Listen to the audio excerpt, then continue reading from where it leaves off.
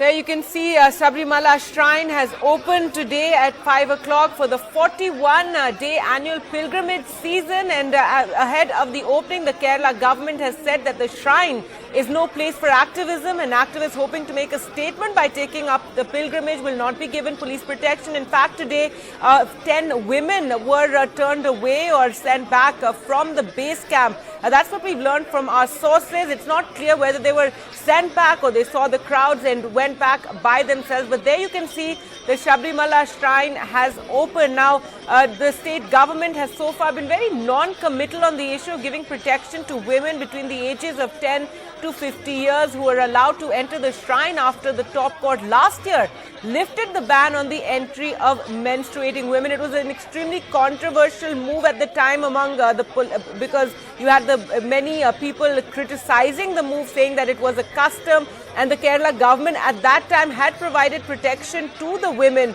However, the Supreme Court making that move last year, and just 2 days ago, the Supreme Court, however, accepting review petitions and which will be sent to a larger bench. But for the moment, there's no stay on the entry of women between the ages of 10 to 50 from entering the Sabarimala Shrine. Let's go across to Sneha now for more on this. And Sneha, what do we make of what the Kerala government, its position is, being non-committal on the issue of providing protection to women, though we do know that there is a lot of police presence there on the way to the shrine? Well, that's right. There's police presence there, women police personnel as well as male police personnel.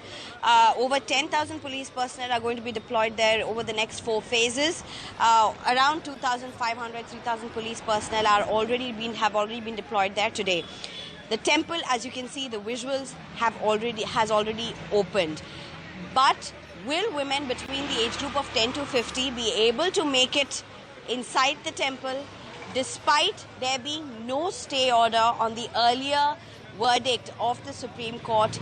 That is a huge concern. Why is that so? Because the state government has not made any commitment towards protection, towards giving protection, police protection to these women in this age bracket who would want to go to Sabarimala. In fact, my colleague Sam Daniel confirmed earlier on live on NDTV that around 10 women below the age of 50 were in fact asked to leave and return from Pamba base camp. So these 10 women were from Andhra. What exactly is the government's stand? The chief minister last when he spoke to the media said there is lack of clarity in terms of the implication of the recent Supreme Court verdict with respect to women between the age group of 10 to 50 entering the temple, which means, according to them, since it has been referred to a larger bench, it's not clear whether at present they should be allowed or not, even though technically there is no stay which has been stated. The opposition, on the other hand, as earlier, even now, continues to warn the government, continues to say it out and demand that women between the age group of 10 to 50 should not be allowed inside the temple. In fact, BJP leaders have also warned of violence like last year if women in this age bracket are allowed to go in.